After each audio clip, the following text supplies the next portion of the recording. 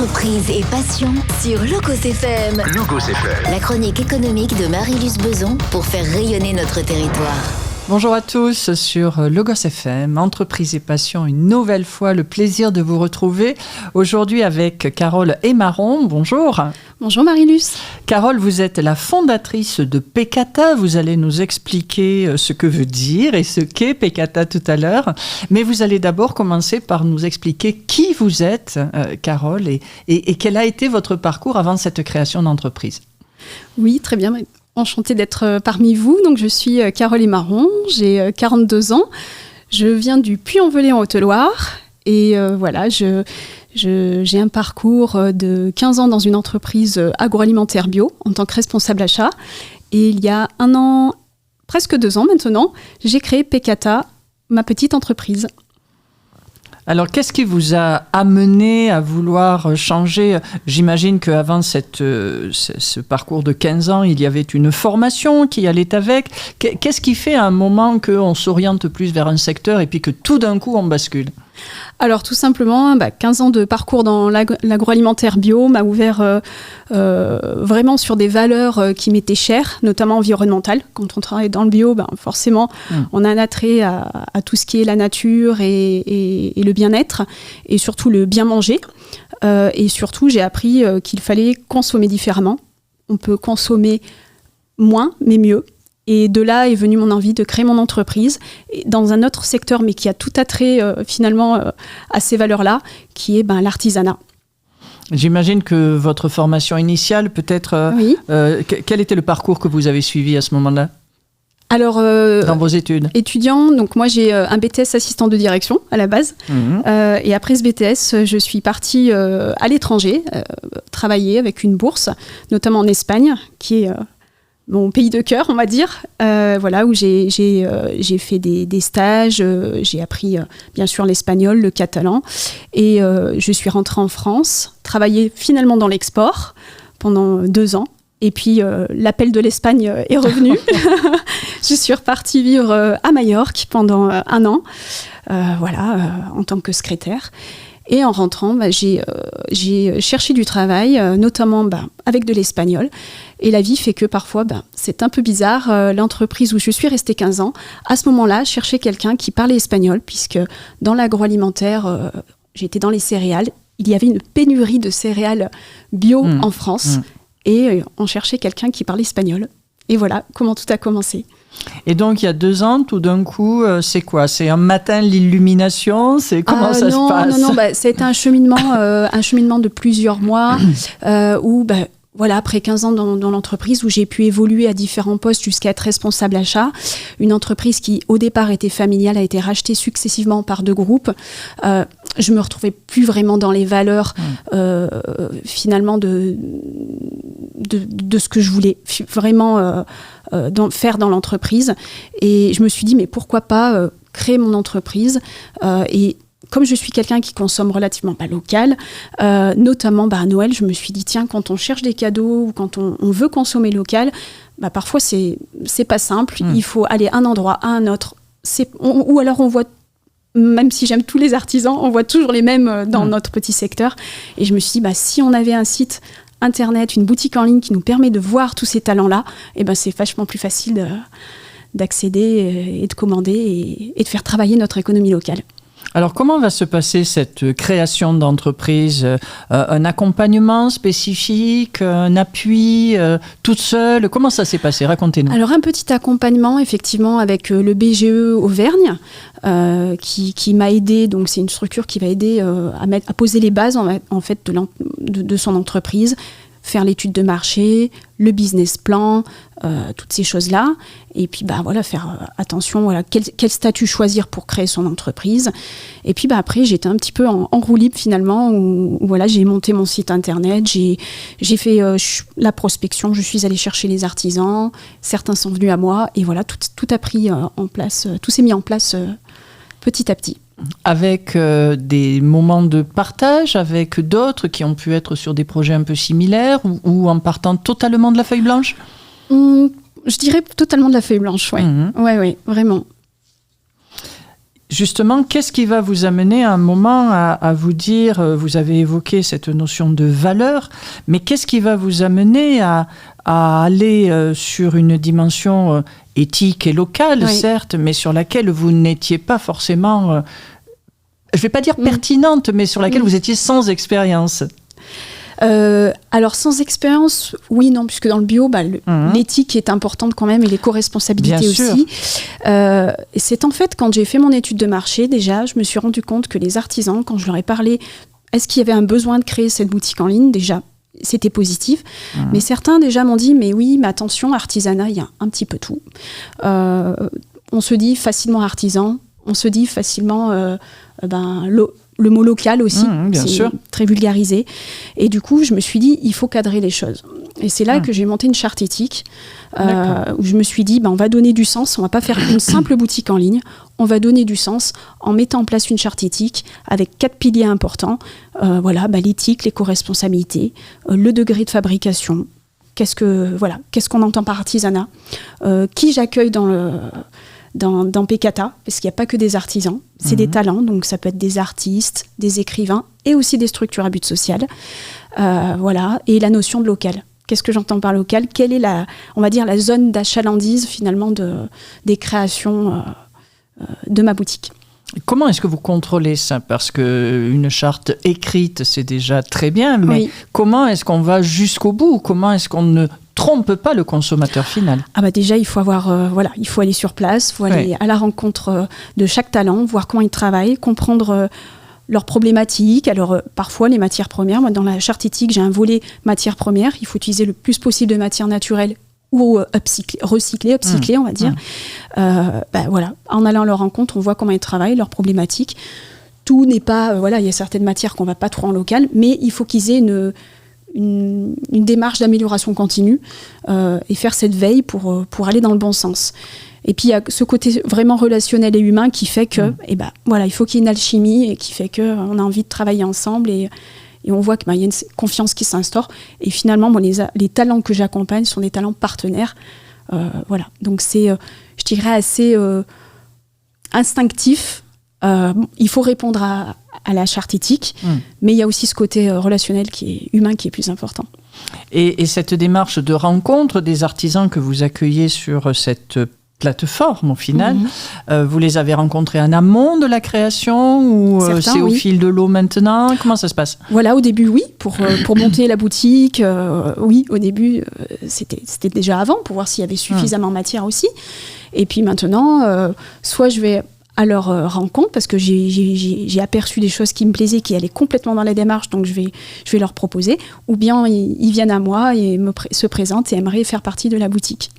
Et lorsque vous les avez justement rencontrés en amont, c'est je vois de la lumière, j'arrive, vous aviez fait une présélection, comment vous les avez repérés à tous? Avec Internet, beaucoup, sur les marchés d'artisans, sur les boutiques aussi, associatives d'artisans, parce que Pekata n'a pas vocation à remplacer les boutiques ou les marchés, c'est un complément, un canal de vente supplémentaire. Donc par ce biais-là, j'ai rencontré beaucoup de monde. Et ce partenariat, comment il se met en place? Comment vous maillez cet écosystème? Déjà, donc, une première rencontre, un lien soit par téléphone, soit physique. Après, je vais sur place, voir dans leur atelier, voir comment ils travaillent, voir un petit peu quels articles on peut mettre sur la boutique en ligne, parce que tout n'est pas... Ne peut pas être mis en vente ou l'artisan ne souhaite pas, il préfère avoir certains articles en vente directe. Et puis petit à petit, ils viennent aussi, pour l'instant c'est à la maison, où je leur présente un petit peu le fonctionnement, comment on va mettre en place. C'est assez facile en fait, assez simple. Et vous avez gagné récemment cette distinction en tant que lauréate de la Haute-Loire du concours national 101 femmes entrepreneurs. Qu'est-ce qui vous a poussé à candidater et qu'est-ce que ça a généré pour vous? Alors, c'est assez étrange parce que je ne suis pas quelqu'un qui fait qui est vraiment un attrait au concours. On m'a proposé, c'est l'ADI qui m'a accompagné au niveau de mon emprunt, qui m'a proposé ce concours en me soumettant le dossier. Ça s'est fait assez rapidement. J'ai postulé et j'ai été retenue au premier tour, on va dire, sur candidature papier. Et ensuite, j'ai eu un audit, un entretien avec plusieurs personnes de BPI France, de la région. Un premier jury. Voilà, un premier jury avec les personnes déléguées au ministère de l'égalité femmes-hommes. Et puis, j'ai été sélectionnée pour aller à Paris. C'était en juin 2025. Et qu'est-ce qui a été différenciant? Parce que j'imagine qu'il y avait des candidatures déjà de toute la France, mais de très beau niveau aussi. Qu'est-ce qui, à votre avis, a été différenciant? Je pense justement cette démarche de faire travailler l'économie locale et cette démarche éthique et éco-responsable. Je ne sais pas vraiment, parce qu'on ne me l'a pas dit, mais des projets des autres 100 femmes qui font partie de cette démarche, on voit que beaucoup de projets sont en lien avec le territoire de proximité et aussi le volet environnemental ou éthique. Alors, au bout de 2 ans, maintenant, bientôt 2 ans que Pekata existe, quel est le retour que vous font, puisque j'imagine que vous continuez à les voir concrètement, physiquement, quel est le retour que vous font les artisans, artistes, créateurs qui sont présents sur cette boutique en ligne? Alors pour eux, c'est une belle visibilité déjà, c'est une belle mise en lumière. Ensuite, sur les ventes, ça reste encore une entreprise qui est au développement. Donc pour certains, il y a plus de ventes que d'autres, il faut être transparent. Ça dépend les articles, il y a beaucoup de choix sur Pekata. Mais ils sont plutôt ravis d'avoir cette communauté et puis de prendre le temps de laisser grandir ce canal de vente qui pour eux, finalement, c'est une visibilité en plus. Est-ce qu'il y a une notion d'échange entre ceux qui sont présents sur votre plateforme? Est-ce que c'est quelque chose que vous portez en projet, de les faire, alors peut-être pas se rencontrer, parce que j'imagine qu'il y en a d'un peu partout, mais au moins se nourrir de leur expérience les uns les autres? Oui, alors j'ai mis en place un petit groupe WhatsApp où justement on peut communiquer entre nous sur les événements, notamment moi je communique beaucoup sur ce qui se passe chez Pekata. Notre entrevue également. Et ça permet de créer un échange. Et comme vous l'avez dit, ça fait partie de mes objectifs et un peu de mes rêves. Ça serait de pouvoir créer... l'objectif de Pekata, c'est de rassembler les talents. Et ça serait de pouvoir créer un événement autour des talents et savoir-faire de la Haute-Loire et sa région. Alors, je ne sais pas encore comment, mais pour que tout le monde se rencontre et qu'on puisse créer un bel événement qui fasse connaître... animer la communauté. Voilà, exactement. Merci de rester avec nous encore une fois dans Entreprise et Passion sur Logos FM, où je reçois aujourd'hui Carole Aymaron, fondatrice de Pekata. Pekata, boutique en ligne qui a été créée sur le département de la Haute-Loire. Après, nous avez-vous dit, Carole, un BTS assistanat de direction et puis un appel espagnol qui vous a aspiré au fil des ans. 15 ans dans un parcours agroalimentaire bio et puis un cheminement, l'envie d'aller vers autre chose, une étude de marché et ce retour positif qui va vous amener à créer Pekata et à poser les bases d'une charte éthique pour tous les créateurs, artisans, écrivains qui ont rejoint la structure. Alors, quelle est l'offre aujourd'hui qu'il y a sur Pekata ? Alors Pekata, donc c'est une boutique en ligne où on va retrouver des créations artisanales, le plus souvent uniques. Il n'y a pas d'alimentaire. Il va y avoir du bijou, de la cosmétique, de la mode, maroquinerie, petits accessoires. Il va y avoir une partie loisirs un peu pour les enfants. Et puis tout ce qui est bureau, papeterie et librairie, bien sûr, puisqu'il y a aussi en talent des écrivains. Et une partie souvenir de la Haute-Loire aussi. Qu'est-ce qui va faire que vous allez choisir tel créateur ou tel autre et le mettre ou non, j'imagine, en concurrence sur la plateforme ? Alors déjà, il faut que ça réponde, comme je disais, à la charte éthique, quand même dans l'ensemble, sur pas mal de points. Et puis, si je vais travailler, il y a par exemple, je pense aux artisans serriers, où il y a beaucoup de monde quand même sur ce secteur-là, je vais travailler avec... actuellement 3 artisans serriers, mais qui vont être complémentaires. Le but, c'est pas de les mettre en concurrence, c'est qu'ils apportent tous une offre finalement différente, même si on est sur un produit similaire.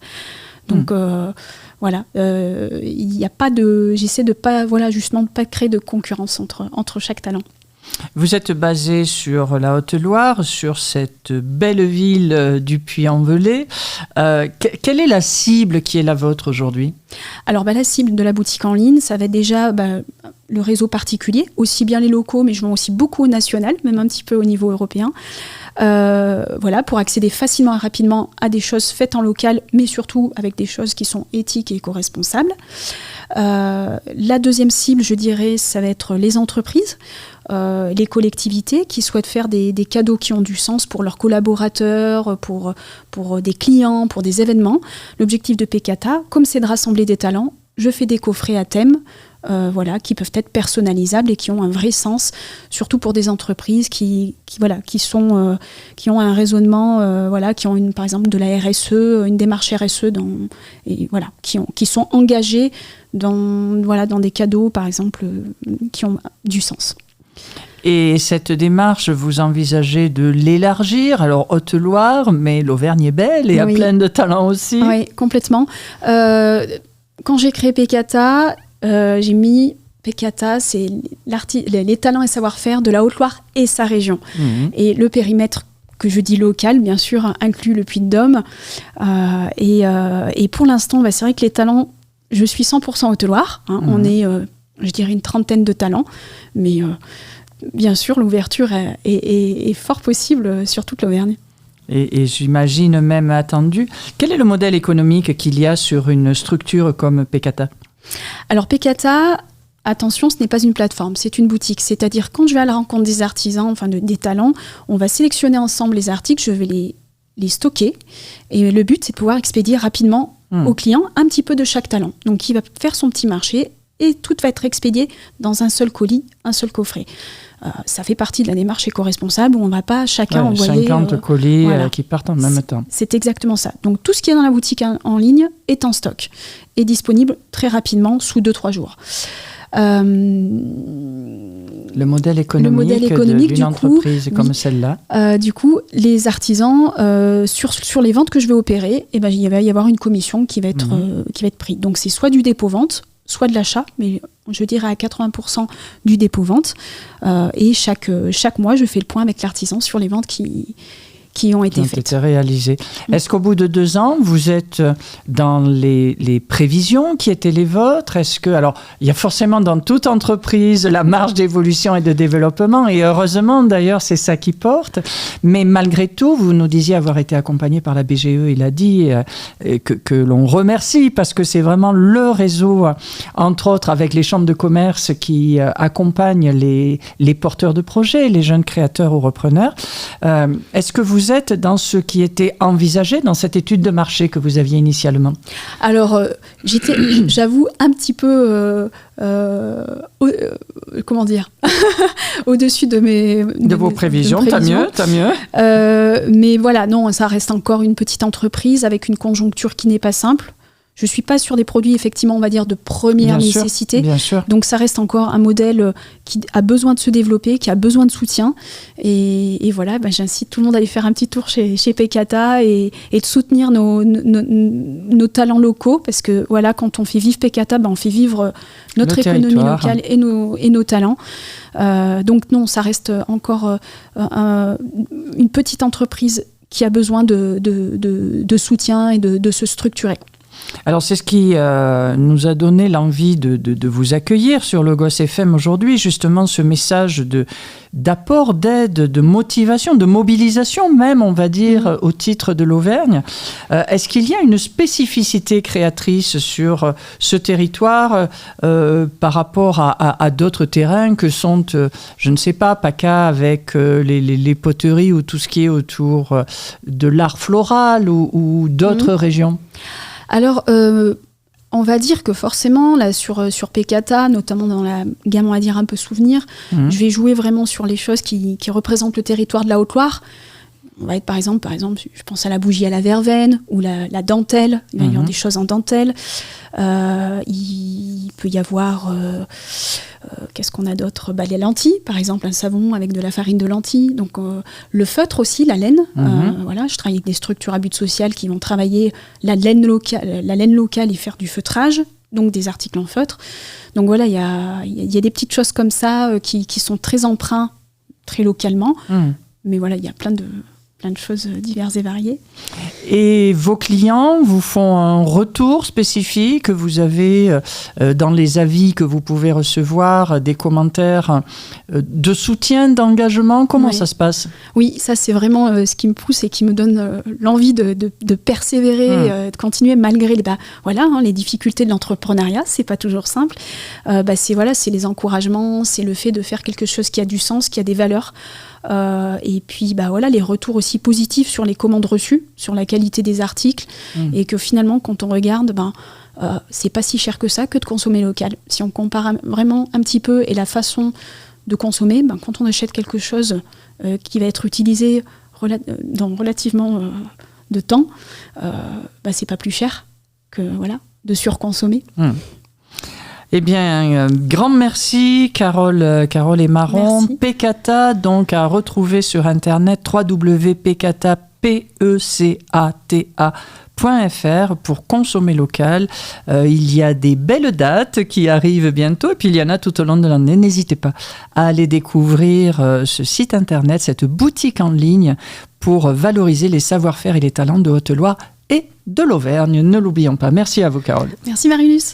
C'était Entreprise et Passion sur Locos FM, la chronique économique de Marilus Beson pour faire rayonner notre territoire.